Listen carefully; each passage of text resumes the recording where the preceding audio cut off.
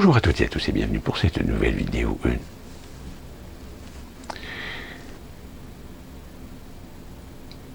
La reine d'Angleterre nous a quittés. Au moment où j'étais en train de monter la vidéo que vous avez vue peut-être précédemment, nous avons appris la disparition de la reine Elisabeth II d'Angleterre. Alors, quel impact réellement ça a? Bon, en ce qui concerne les Français, j'ai envie de dire, ça n'a pas véritablement d'impact. Puisque la France, depuis la Révolution française, depuis qu'on a aboli la monarchie, depuis qu'on a coupé la tête à Louis XVI, même s'il y a eu quelques tentatives de restauration entre le milieu et la fin du XIXe siècle, il n'en reste pas moins que la monarchie britannique et plus particulièrement la reine d'Angleterre, même si nous autres Français, nous sommes des républicains, nous avons toujours eu une petite affection pour cette monarchie. Pourtant des monarchies, il en existe d'autres en Europe. Belgique, Danemark, Suède, Norvège, Espagne. Mais celle de Grande-Bretagne, du fait certainement que nous avons un historique non négligeable avec ce pays, à la fois tumultueux, à la fois conflictuel, mais aussi amical. On peut considérer qu'entre la France et la Grande-Bretagne, en dehors de l'accord de l'entente qui a permis d'arrêter de nous taper dessus les uns sur les autres, la France et la Grande-Bretagne ont toujours eu cette relation de consensus entre la culture latine française et la culture anglo-saxonne britannique. Et de ce fait, beaucoup de Français, sans être des monarchistes en particulier, ont toujours eu, en effet, cette petite affection envers la reine Elisabeth II.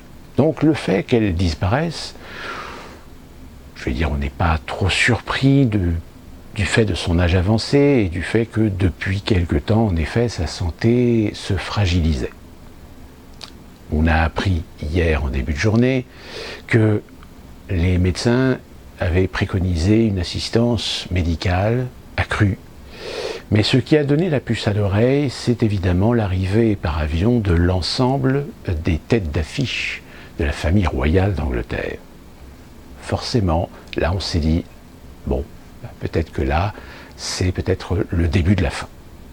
Quelques heures plus tard, la BBC annonçait officiellement le décès de la reine Elisabeth par un communiqué officiel du nouveau roi, Charles III, prince de Galles évidemment, mais qui confirmait et qui confirme aujourd'hui auprès des experts que certainement depuis quelques jours, l'inévitable était désormais acquis, que la reine d'Angleterre allait nous quitter. Alors, qu'est-ce que ça va changer dans nos vies? J'ai envie de dire rien. Quoique. Tout simplement parce que nous vivons dans un monde où, lorsqu'on est un petit peu, je dirais, avec une certaine culture, un esprit ouvert, etc., il y a un certain nombre d'éléments qui sont des repères.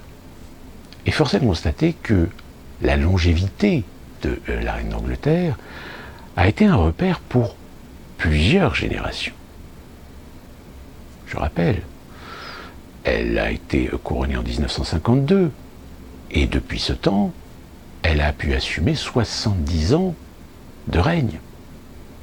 Alors évidemment, certains ont dit qu'elle n'avait pas réussi à battre le record de notre monarchie, qui a vu un roi régner 74 ans, en l'occurrence Louis XIV. Mais néanmoins, 70 ans, ça veut dire 7 générations. Pendant 7 générations, nous avons grandi, nous avons vécu avec cette reine d'Angleterre, présente à la tête de la monarchie britannique. Alors, il y a aussi le phénomène qui fait que, si l'on est conscient que la reine d'Angleterre n'était pas parfaite, il faut aussi comprendre comment fonctionne la monarchie britannique, aussi bien dans ses institutions, dans ses protocoles, dans ses traditions, et que l'évolution de la société britannique a eu de fait, de temps en temps, à bousculer un petit peu les institutions, et que la reine d'Angleterre a assoupli plus ou moins les règles, a assoupli le fonctionnement même de cette monarchie. Même si, depuis très longtemps, la monarchie britannique n'est qu'une monarchie d'apparat avec quelques pouvoirs, mais des pouvoirs qui restent protocolaires. Oui, la reine d'Angleterre a le droit de veto si elle décide de ne pas suivre le gouvernement qui veut aller guerroyer quelque part. Mais pour le reste, pour tout ce qui est de la politique intérieure, eh bien la reine se décharge sur le Premier ministre et son gouvernement se décharge sur le fonctionnement même de la démocratie britannique avec son Parlement. Mais elle n'en restait pas moins un symbole. Un symbole, un pilier de la société, un pilier de la culture britannique, au même titre que l'est par exemple l'empereur du Japon. Même si en Grande-Bretagne, les mouvements antimonarchistes sont assez présents et non négligeables.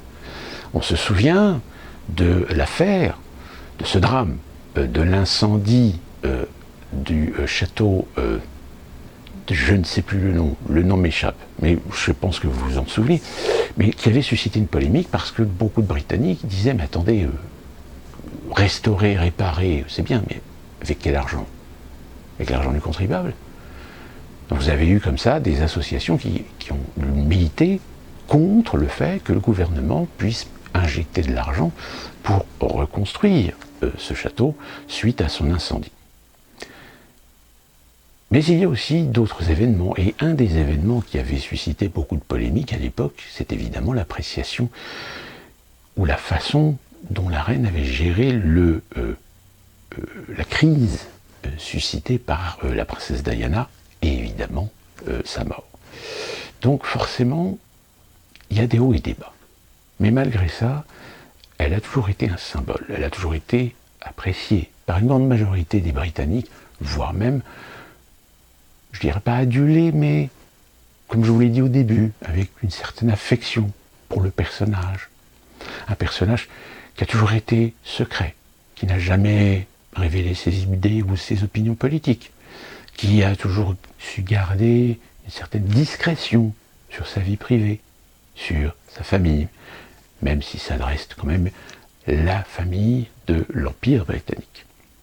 Donc, on peut dire que avec la disparition de Élisabeth II d'Angleterre, ce n'est pas une page qui se tourne, c'est bien un livre qui se referme. Et qu'aujourd'hui, la Grande-Bretagne est en train d'ouvrir un nouveau livre avec le roi Charles III. Sauf que le problème, c'est que tout le monde est conscient que Charles III n'a pas la même notoriété, n'a pas la même appréciation, n'a pas la même affection que sa mère. Alors, en effet, à 73 ans, il prend donc les rênes de la monarchie britannique. Pour combien de temps ? Et enfin, je vais terminer cette vidéo très courte par cette dame. Cette dame, elle pourrait éventuellement, potentiellement, être la nouvelle présidente, directeur général de l'OTAN.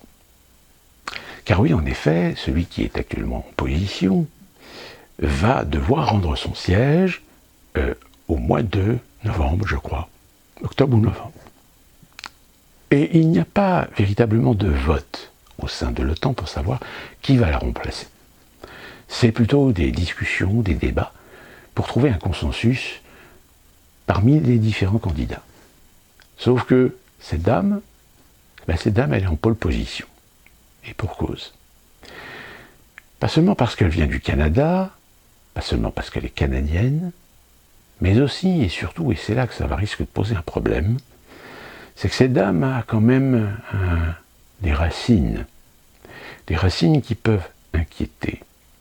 Alors en effet, Ça ne veut rien dire. Ne faisons pas de généralité, ne faisons pas d'amalgame. Il n'empêche que, étant donné qu'elle a des racines ukrainiennes, et même en remontant vers son grand-parent,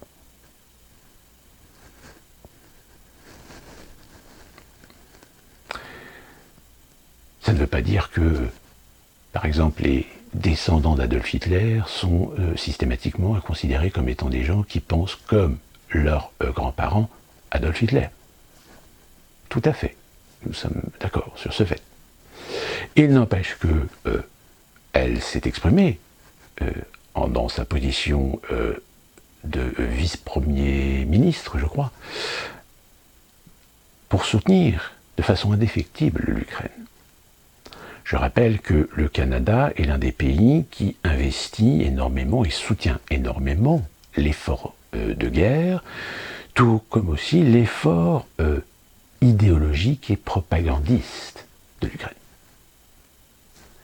Force est de constater que si jamais cette dame est nommée à la tête de l'OTAN, dans cette fonction, alors ça ne retire en rien le fait que le commandement militaire de l'OTAN reste américain. Là, c'est le poste, c'est un peu le directeur général de l'organisation, et non pas celle qui va décider d'aller guerroyer derrière les soldats ukrainiens, le cas échéant, si on décide d'y aller. Mais néanmoins, nous n'avons absolument aucune assurance qu'elle a une objectivité, une neutralité d'opinion vis-à-vis de la situation.